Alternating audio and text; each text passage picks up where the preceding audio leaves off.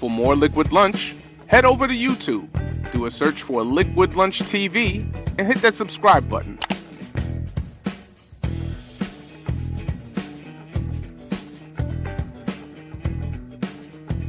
Hey, welcome back. You know, we're loaded up with experts today, and I always say we like to bring on the guests who know where the rubber meets the road, not these professors and people off campuses who aren't practical people who don't roll up their sleeves and get the work done.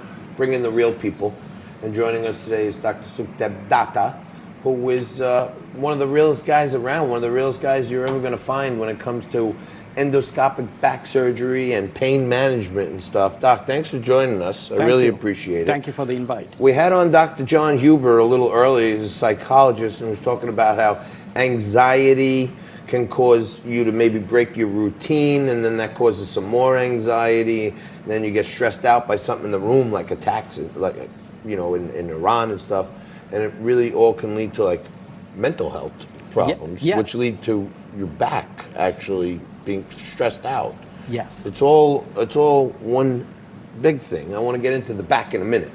But you're an expert on the Affordable Health Care Act, Obamacare, or better known as, and it was stripped down, but it's actually still in effect. You have some views on why it's still, not working. Yeah, it was, it was supposed to be coverage for many, but it ended up being loss of coverage for many. The prices were too expensive. People needed to get healthcare insurance coverage, but the limits were too much. So you ended up having a $10,000, limit, and you would end up paying that money to just get routine care.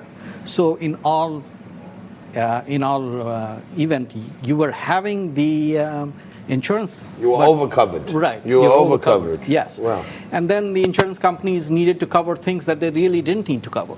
So that raised the cost for everyone else. So that ended up raising the cost of the premiums for everyone else. You needed to cover young and healthy people who didn't need coverage to offset the sicker people that needed to be covered. Got it. I got it. Frankie and I are pretty sick ourselves, mostly in the brain. But going back to the back, pun intended. Mental and nutrition, all these things are contributing factors in a lot of instances to back pain, right? And you oversee 12 back endoscopic surgery and pain management facilities, right, around the metropolitan area, New York here. What's one thing people can do to try to prevent having to go see you? Well, general maintaining body health is very good. Exercising regularly, eating the proper diet. If you get hurt, go see the doctor first. Try to go and get care as soon as possible. And then have you evaluated. We usually try a lot of things before we recommend surgeries or we recommend other procedures, such as getting the right diet, getting the right exercise. Sometimes we recommend some sessions of physical therapy, and hopefully a lot of people just need that.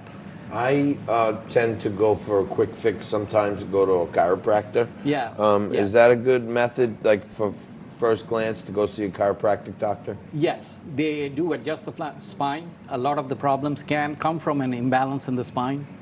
You can regard the spine as a big bow and arrow. We call it tensegrity, which means that, if your back is not proper, the muscles can be right. Straight. Yeah, exactly.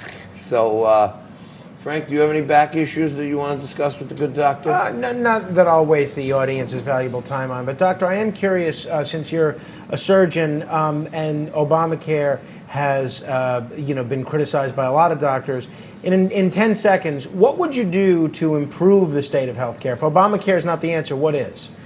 Well, we have to do more research, and we have to get the most cutting-edge technologies available. For example, the work that I do is needing sophisticated equipment, and sometimes we can't get coverage for these cases, so we have to forge